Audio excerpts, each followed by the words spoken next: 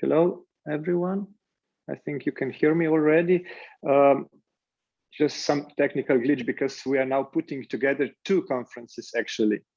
And I think that we made it right on time. So we are a couple of seconds before noon, where the main talk of our clinical neurophysiology is taking place.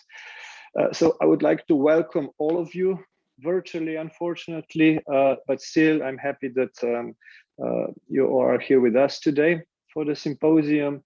The Ljubljana Clinical Neurophysiology Symposium, is organized by the Slovenian Society of Clinical Neurophysiology and the Institute of Clinical Neurophysiology at the University Medical Center Ljubljana.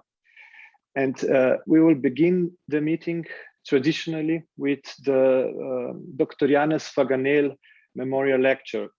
So this is already the 37th memorial lecture. It is also the second in a row, I hope the last in a row, of virtual talks. I was really looking forward to welcome today's speaker in Ljubljana personally, but unfortunately we have him online. I'm sure it will be a great lecture nevertheless. And that's why we will also take the opportunity to maybe spend a few minutes after the talk for questions and answers. So please use the form on the right side of your screen to post questions. You can post them during the talk, and then we will read them to our speaker after his talk. It is my great honor to introduce this year's speaker, Professor Giuseppe Lauria. Professor Lauria is full professor of neurology at the Department of Biomedical and Clinical Sciences, Luigi Sacco, at the University of Milano. He's also scientific director at the IRCSS Foundation Carlo Besta Neurological Institute in Milano. He's co-author of almost 300 peer-reviewed papers, H-index of 61, co-author of 16 books, chapters, and 3 books. He's also editor-in-chief of the Journal of the Peripheral Nervous System. And small fiber neuropathy is one of his most important clinical and research topics. And this is also the title of today's talk. Professor Lauria, please. Thank you very much, and good morning to all. Let me share the screen. I wish first to thank Blat and the entire scientific committee of the Clinical Neurophysiology Society of Slovenia for inviting me. It's really a great honor to take this memorial lecture, which is entitled Small Fiber Neuropathy. And in the next minutes, I will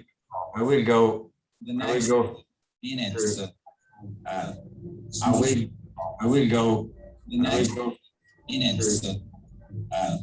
Sorry, but I don't know whether the audio is fine or not. Sorry, but I don't know whether I hear an echo. Is that fine? Just move your head. I think it's okay now. Yes, okay, great. I'm sorry, but there was an echo. Okay, in the next minutes, I will go through these topics, some considerations around the features and the functions of these small fibers, how to diagnose small fiber neuropathies, and some new findings from clinical and preclinical studies we have collaborated with. Now, talking about small fiber neuropathy means talking about the function of fibers belonging to the huge group of the high threshold mechanoreceptors, the A delta SC fibers, encompassing a number of functions, which are briefly summarized here. So the response to harmful mechanical stimuli, those related to the functioning of the A-beta nociceptors and leading to, when damaged, a number of symptoms and signs which are clustered within the allodynia and hyperalgesia ones. These nociceptors, as you know, have a long pathway from the primary sensory neurons in the DRG here, reaching the superficial layers of the dorsal horn, and with the peripheral tract down to the most distal part of our body, to the epidermis, where it can be identified. Now, even remaining in the peripheral nociceptor part of this large nociceptive pathway, this complex, the complex functions of these fibers, which are characterized by the presence of a number of channel receptors with different functions, which are summarized here, which are able to translate a different number of stimuli, from pressure to change in the thermal stimuli and others, through the activation of different receptors. For example, the sodium channels, which act on, in the generation of the small depolarization up to the generation of the action potential, the potassium channels, which role is putting a brake on the hyperexcitability of the membrane, others the HCN2, which modulate the ectopic activity, others like the calcium channel subunits, which modulate the trafficking at the presynaptic terminals, and many others which are involved in the central processing of nociception. One of the most fascinating function of this huge category of fibers is that of the thermal sensation. For example, those fibers convey the cold stimuli, which are mainly represented by the A-delta fibers, which are activated not only by cold in the range between 20 and 30 degrees, but also by menthol are present, but also the C fibers, which also can respond to cold stimuli, as has been shown by a number of studies, which suggested how this C fiber category might provide information for the unconscious thermal regulations that we have. Even the A-beta fibers are involved in this, and this has been suggested by fascinating studies showing and demonstrating the reason why we might have the illusionary perception that an objective is heavier when cold rather than warm, because of the innervation of the A-beta fibers to the Merkel and Ruffini pressure mechanoreceptors responding to cold in the to stimuli below 15 degrees. And then what is the category of fibers which are probably more known and relevant in the clinical practice in the field of small fiber neuropathy, that of the fibers, the C fiber, which have a primary role in conveying worm stimuli. They are activated above 30 degrees with a maximal discharge around 40 and 43, but also the A-delta fiber participates in the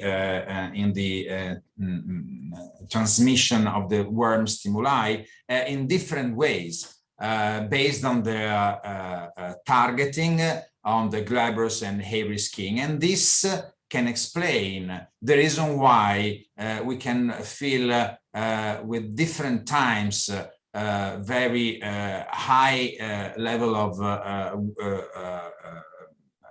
hot stimuli, whether they involve our glabrous skin or the hairy one. Another peculiar characteristics of these fibers is that in the very distal part, which is the epidermis, so after crossing the dermal epidermal junction, they lose the enshipment which is provided by the non-myelinating Schwann cells that you see here, recognized by the antibodies against the PMP22 here in red. So leaving this neuronal matter within an ecosystem where a number of other cells which have not only the function to build the epidermis, but have also a number of other functions which have been discovered in the recent years. They are immunocompetent, and they also, the keratinocytes, they also express a number of channels, including sodium channels or the channels which belong to the huge family of the transfer receptor potential, and explaining or actually suggesting that our body, our mucosa as well, are probably represent a huge polymodal mechanoreceptor to which not only the axons but also the cells participate in the transduction of the nociceptive and thermal stimuli, and might have a role also when impaired in the generation of neuropathic pain symptoms.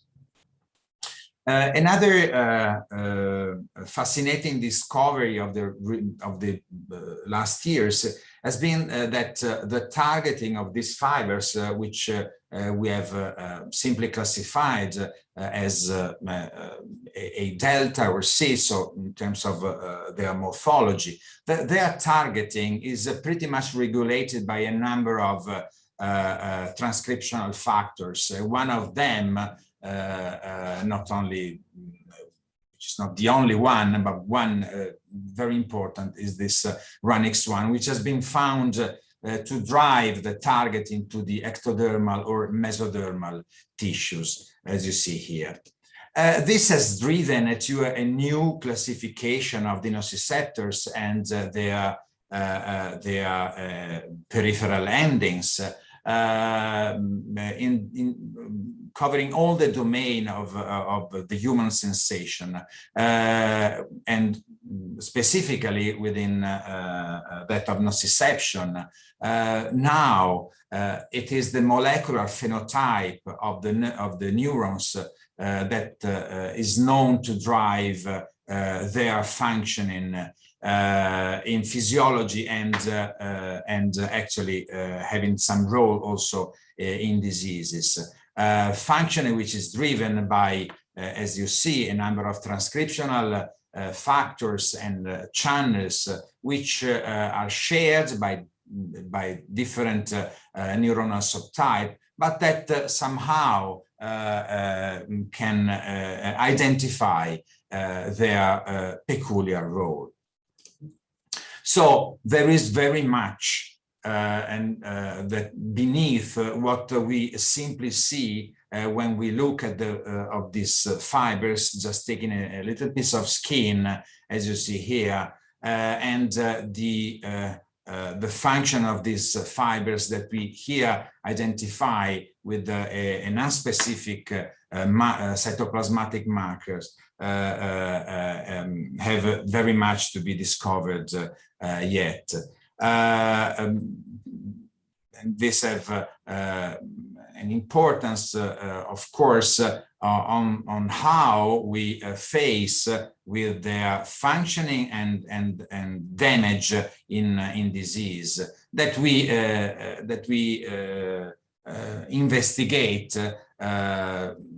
essentially through the assessment of their structural changes that now, as you know, we do at the very distal targeting of these fibers, so in the skin, where we can identify a number of things related to their morphology and their changes, but also, of course, at the functional, at the clinical level through the neurological examination or more sophisticated quantitative sensory testing, which is now part of the clinical approach. This to introduce the second issue, which is how do we diagnose small fiber neuropathy in practice, in clinical practice? Now, small fiber neuropathy is a quite interesting clinical condition, because for a number of reasons, which we know really not that much, okay? It is a quite peculiar condition in which a specific part of our somatosensory nerves are impaired. These fibers and this condition leave, in many cases, the function of the large sensory fibers intact. And this is what we see in clinical practice with patients complaining of symptoms characterized by mainly neuropathic pain, both spontaneous in terms of burning, deep pain, paroxysmal pain, cold sensation, tight sensation, sometimes itching, and evoked pain that we mainly identify at the neurological examination, so allodynia within all the domain of the different stimuli, hyperalgesia or after sensation, and nevertheless also the possibility to identify the negative signs related to their dysfunction, so loss of thermal sensation and the loss of pinprick sensation, even though they are frequently hindered by the large amount of evoked pain.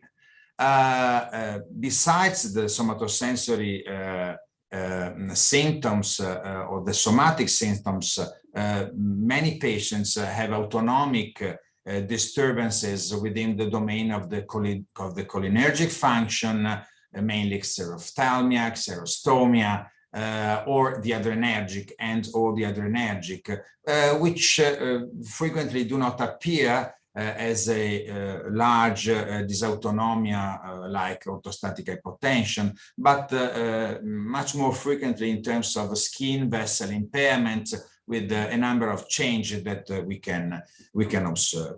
Overall,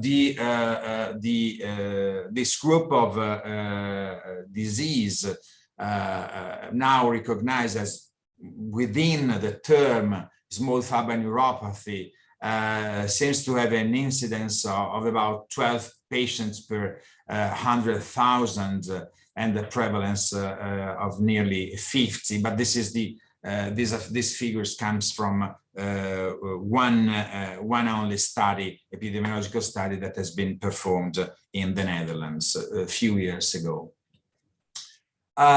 The diagnosis of small fiber neuropathy has been thought to be very difficult traditionally, and this is what we have learned from our textbook. Indeed, it is, because actually these fibers has been traditionally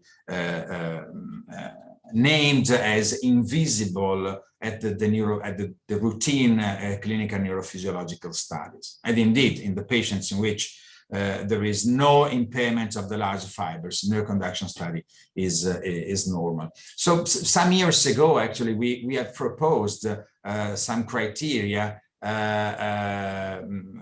trying to be consistent for the practice and the clinical trials. That small fiber neuropathy could be diagnosed when three conditions were met. So the presence of at least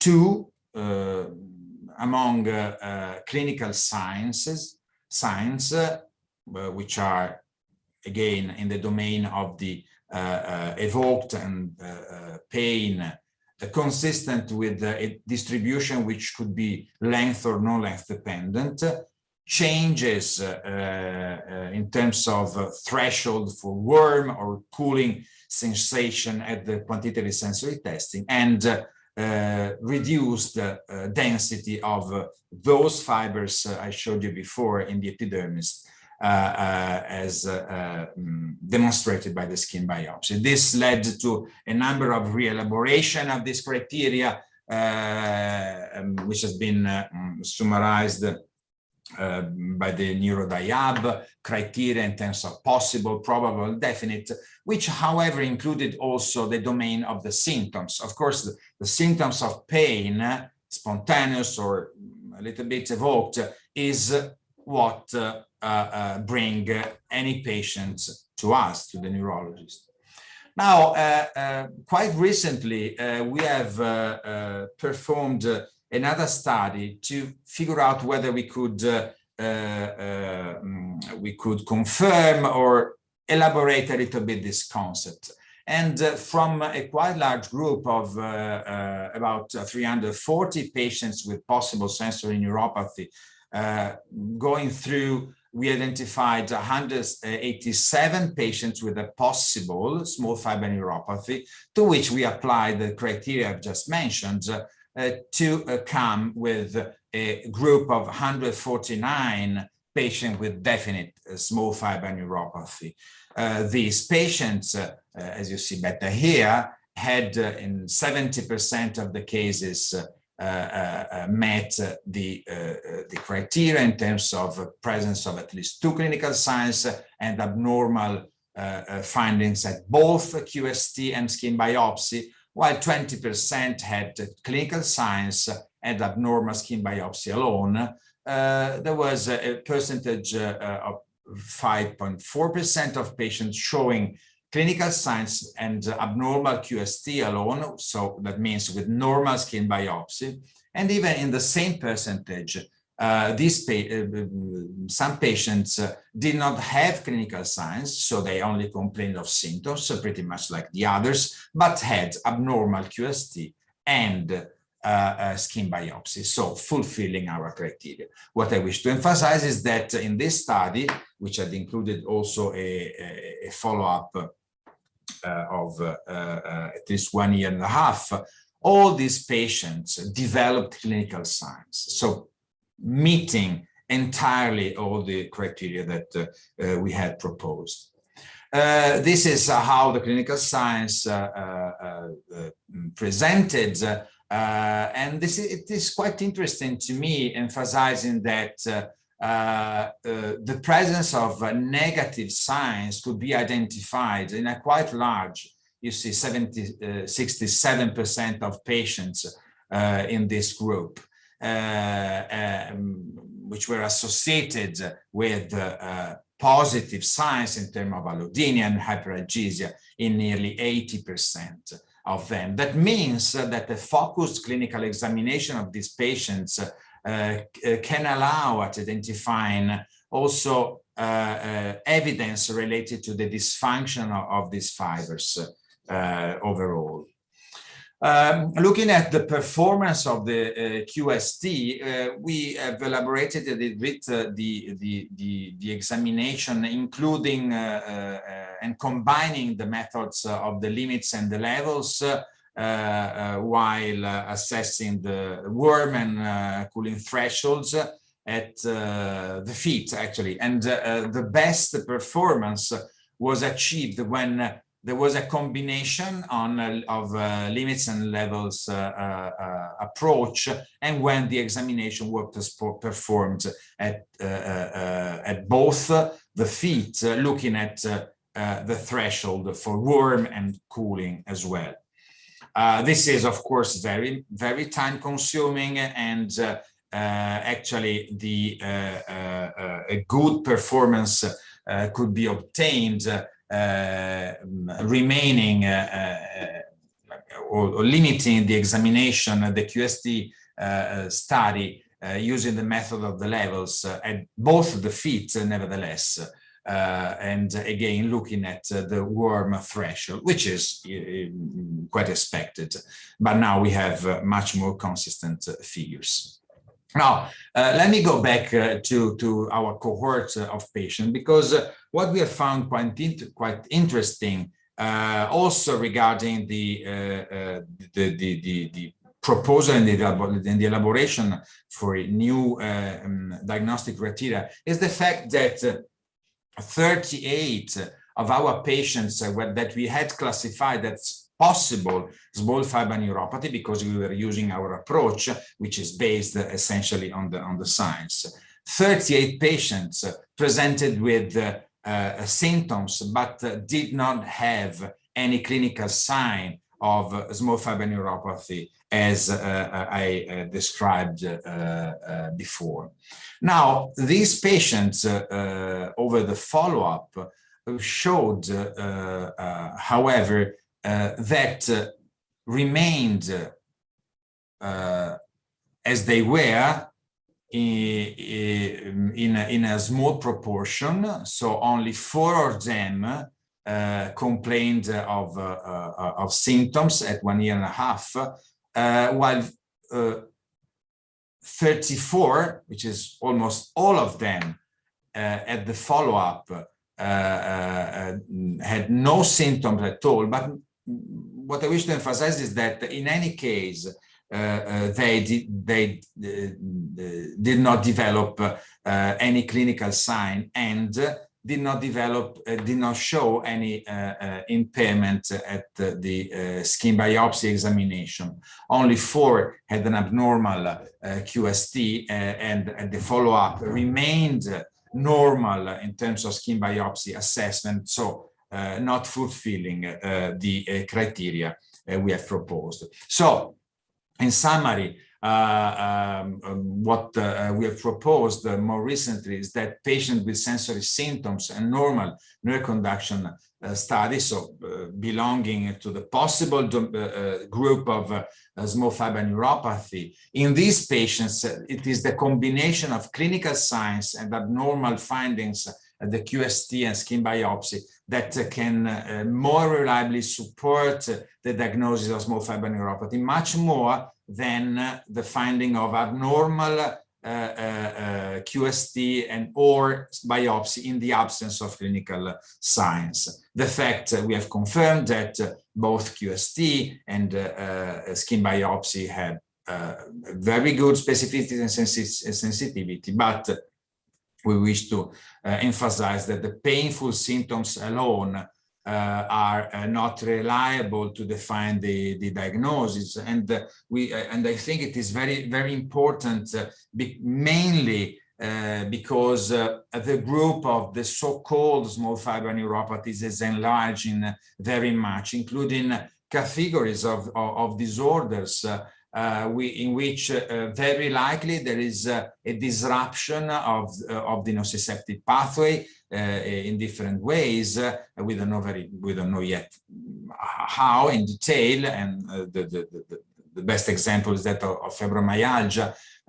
But actually, this means that all these other disorders which are surrounding the core of the small fiber neuropathy, which needs a defined diagnosis, also because not only because we need to deliver a diagnosis to the patient, but we need defined criteria for the clinical trial, has to be considered with caution. So the criteria for definite small fiber neuropathy that we now wish to propose to the scientific community is that the disease should be defined when there are clinical signs and evidence from the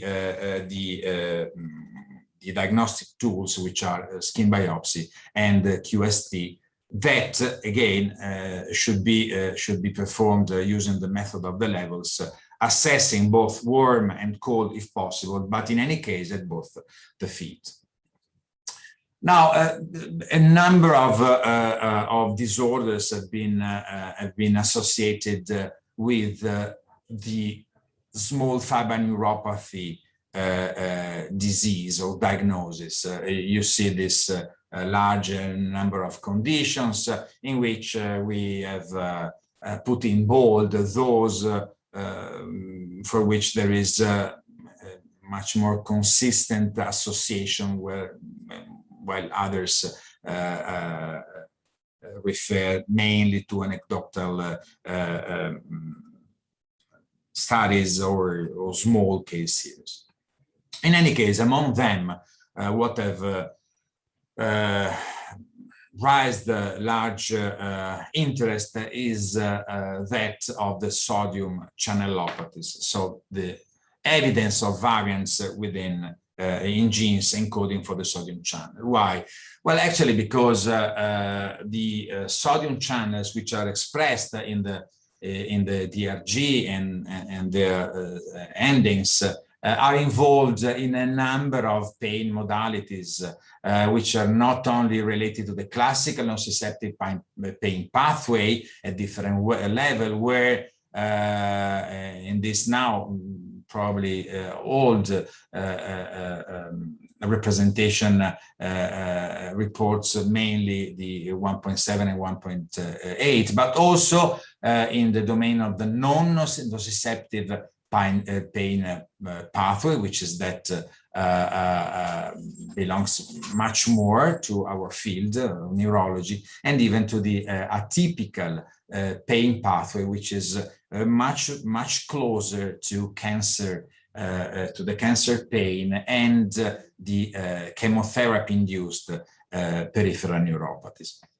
What also emerged from the bulk of the studies around this topic is that the pattern of response of the variants in these genes may provide some targets for the therapy, but we have to keep in mind that these mutations do not have unidirectional or predictable effects just on the basis of the changing of the functioning of the channels per se. And indeed, the single mutation can have divergent functional effects on different types of neurons, underlining in general that there is a disruption of the system while providing so far very defined hints. Well, these sodium channels, as I'm certain you know, is a complex of integral membrane proteins based on 4 alpha subunits that makes the ion sensitive pore, to which there are also 4 small auxiliary beta subunits, which role is now more and more elucidated by new studies, and which is supposed to be that of the modulation of the kinetic of the channel and also the trafficking of this protein in the membrane. So the reason why the sodium channels become part of the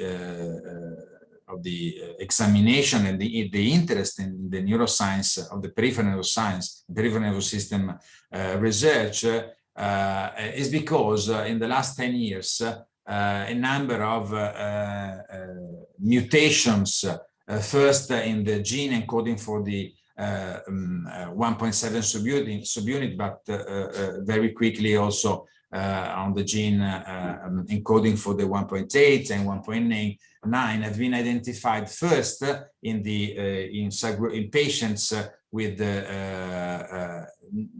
classified as idiopathic small fiber neuropathy, so without any other recognized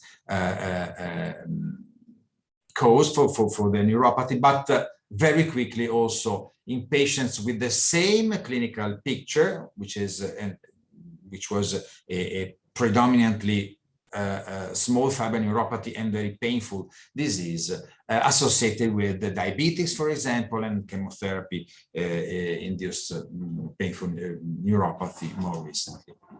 Now, quite recently, mutations also in this beta subunit have been identified.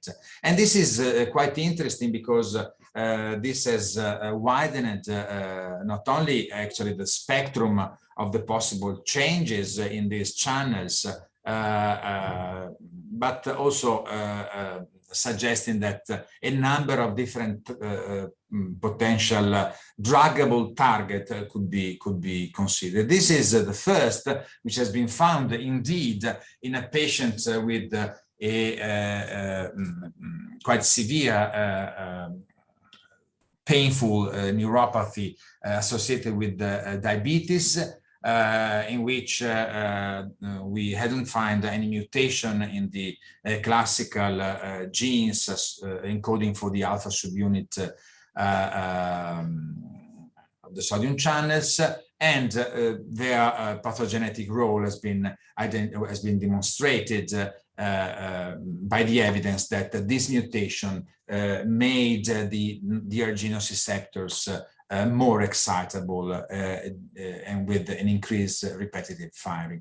Very recently, our large group of colleagues and friends have identified another variant which has also increased the interest in this field, because this variant is which is identified here in purple and just published in the Journal of Neurophysiology, induces an hyperexcitability of the DRG neurons, but for a number of reasons, we believe it could also have some role in modulating and possibly increasing the trafficking of the sodium channels to the neuronal membrane. This, of course, widens very much the complexity of what is behind a clinical picture, and even a gene variant found in individual patients. So this group of sodium channel painful neuropathies is becoming larger and larger. We are finding a number of sporadic patients, but also we have an increased number of familial cases with age of onset variable from the adolescence to, as in this case, the adult. Thank you.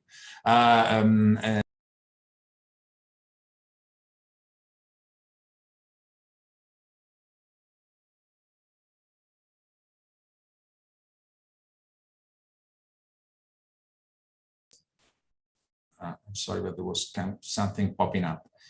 With many diseases, diabetes and chemotherapy first, with the clinical picture, which goes from a classical one with the length-dependent pure small fiber neuropathy, but also a mixed picture with the involvement of large sensory nerves, and new phenotypes, including non-length-dependent presentation, proximal pain, episodic pain, and in some families also itch. Patients with different degrees of dysautonomia and whose evaluation has been interesting because allowed making some correlation between the biophysics evidence at the patch clamp examination, the genotype and the phenotype. Let me make an example from now a quite old paper, but anyway, which can demonstrate this concept, I think, quite well. This was a group of 5 patients with a classical painful small fiber neuropathy, but 3 of them complained of a quite severe dysautonomia, while other 2 did not. Well, they were harboring 2 different mutations, and what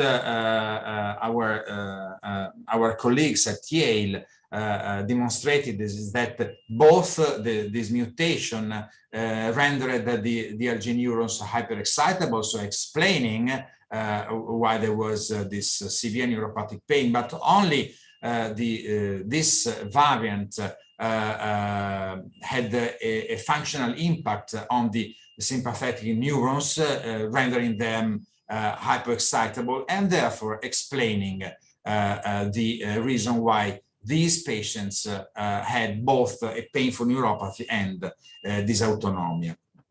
This has been very well demonstrated at electrophysiological level, as you see here, with the mutation assessed in the two different subtypes of neurons.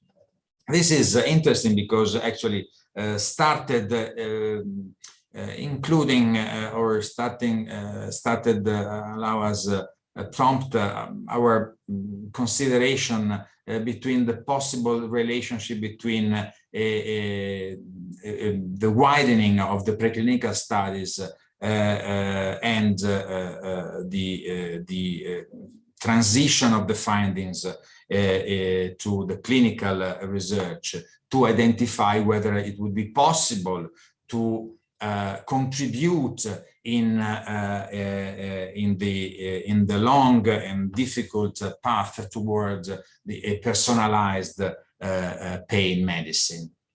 So let me make you some more examples. The involvement of sodium channels in the experimental models of painful neuropathy is important also for diseases with a high epidemiological impact, like painful diabetic neuropathy. Indeed, in rodent models of painful diabetic neuropathy, it has been found that there is a number of changes in terms of regulation of different subunits of the sodium channels that you see here. What is important is that these nociceptive fibers show an altered sodium currents and firing, but also the fact that hyperglycemia can trigger pain in diabetic neuropathy through the changes in the functionings of this sodium channel. And this has been demonstrated at different levels.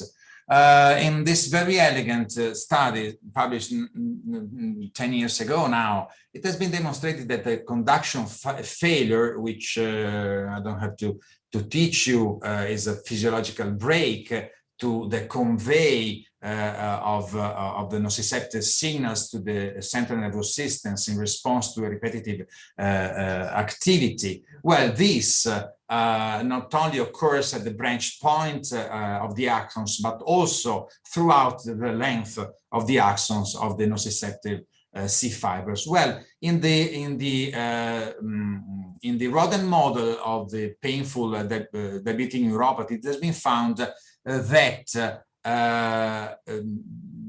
this condition reduces also the degree of this conduction failure, so actually impairing this physiological break.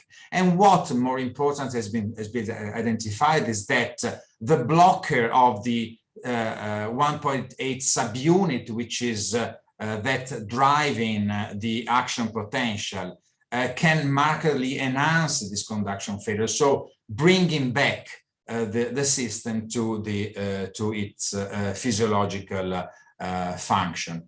Now, this has been an important stream of studies because, well, the administration to these models of methylglyoxal, which has been found actually even to discriminate at a certain level between painful and painless diabetic neuropathy. Well, methylglyoxal reduced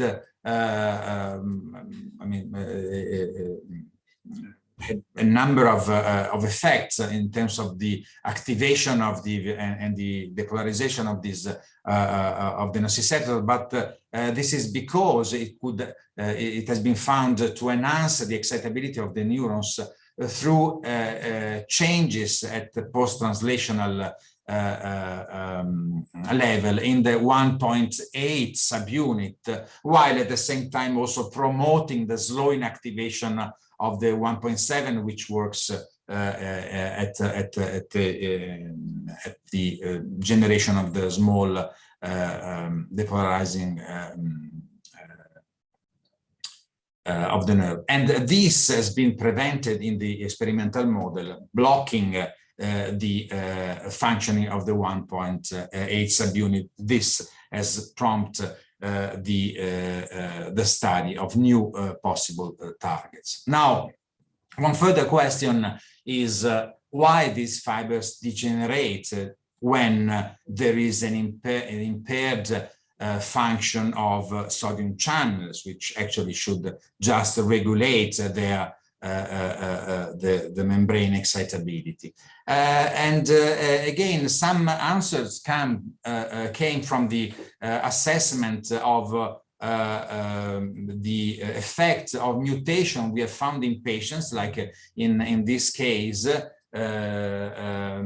in patients complaining of severe painful small fiber neuropathy associated with dysautonomia, with a clear-cut effect on the DRG neurons. Well, in vitro studies showed that this mutation could reduce the growth of the neurite, and that the inhibition of the sodium calcium exchange could revert this impairment in the neurite growth, and this was even prevented by carbamazepine. And more recently, other studies again on this model showed that also targeting the bioenergetic burden and the mitochondrial damage through the exposition of the cell cultures to dexpramiprazole was able to revert and prevent actually this impairment.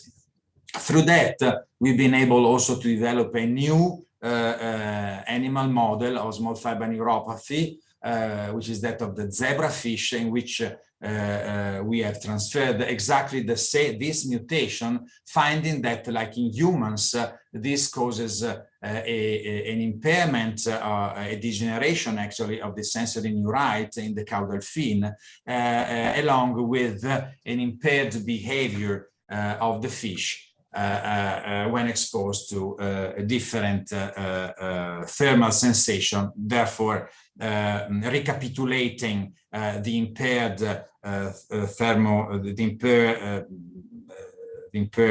thermal sensation that patients can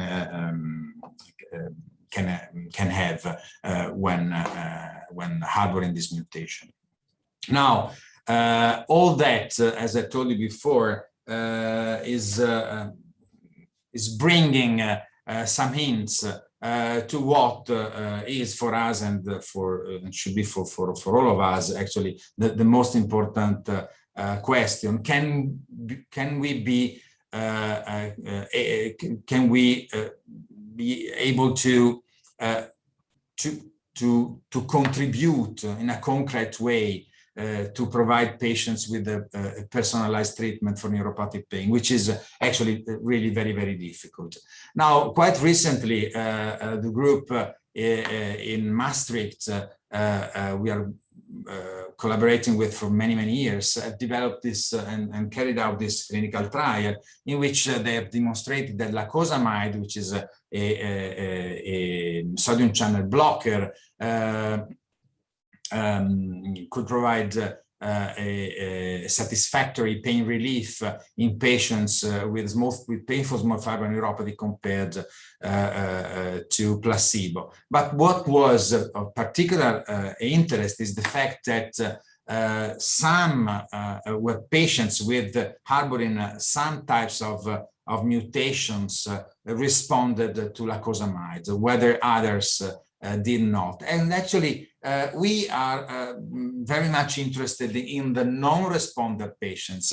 And we have found that some of these mutations, including the one we have used to create those in vitro and new zebrafish model, were those found in non-responder patients. This has been demonstrated in this nice in vitro study, which showed actually that there is a differential effect of lacosamide on different variants. This is quite important because one of these variants we have found through the work of Mirna Andelic, who is up here, a PhD student in my lab here, that this variant induces a different expression of the 1.7 subunit in the keratinocytes of patients with painful as compared to painless or other type of neuropathy. So suggesting that there are some changes also at the cellular level in that ecosystem I told you before, which seems to be more and more important, not only in physiology, but also in pathology. And not only, also the 1.8 subunit that you see here in blue is much higherly expressed in painful small fiber neuropathy as compared to controls and pain cell neuropathy, and which has been confirmed by a quantitative PCR finding. So, in conclusion, small fiber neuropathy is an interesting and neuropathic pain disorder whose field is expanding more and more with the new type of clinical pictures, different course and different types of treatment. We believe it is a good model for research in neuropathic pain in humans and translating from humans to cell and in vivo models and back.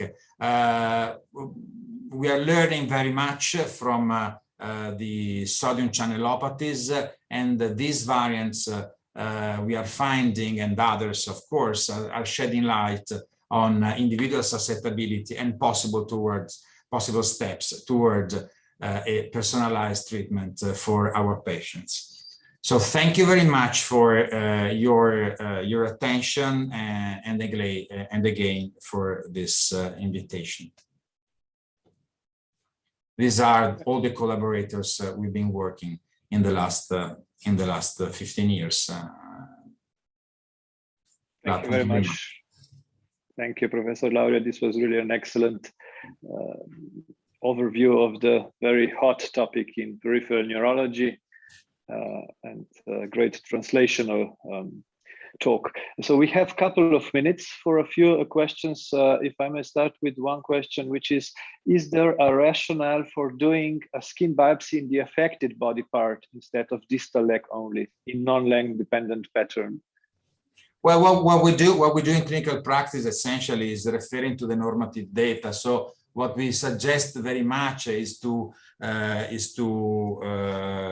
in the length dependent patients use that approach. Of course, in the non-length dependent, one issue is what we find is normal or not. That means, do we have normative data in support of our clinical response? In the atypical forms, my suggestion is to perform a skin biopsy on the affected and non-affected side of the body. And actually, in the non-length dependent, like sensory neuropathy, making a proximal biopsy could provide finding that could be referred to some literature findings and own lab normative references. Okay, thank you. Another question is, do you see a role for cutaneous silent period testing in small fiber neuropathy? This would not be so much dependent on the strict collaboration of the patients, except for activating a target muscle. So well, do you ever use it?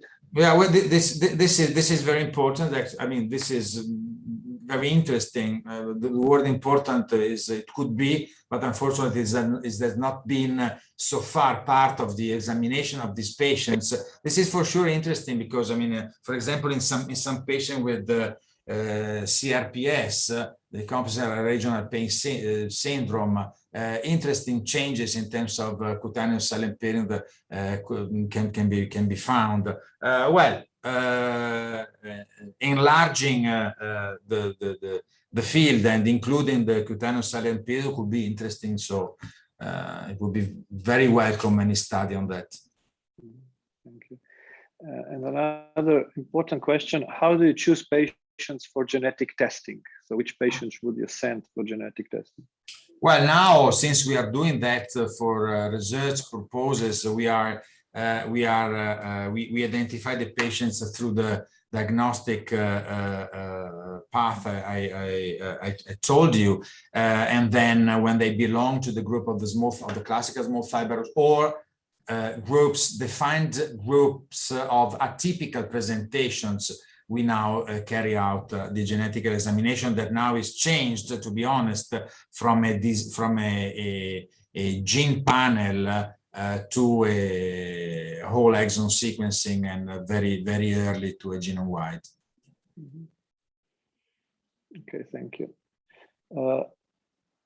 So if there are no other questions, I think we're perfect on time. Thank you again for giving us this great lecture. And hope to see you soon in Ljubljana live. I would like really very, very much. Ljubljana is a fantastic city. I was there, and I really hoped that it could be possible to reach you and give this lecture there. I hope that having given this lecture online will not prevent you to invite me one more time.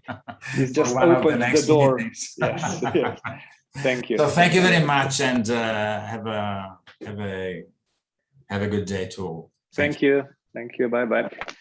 So at 1, our program will again split into 2 conferences. The Synapse Neuroscience Conference will have the symposium on deep brain stimulation, and the clinical neurophysiology symposium will continue with the talk on pattern recognition approach to neuropathy and neuronopathy.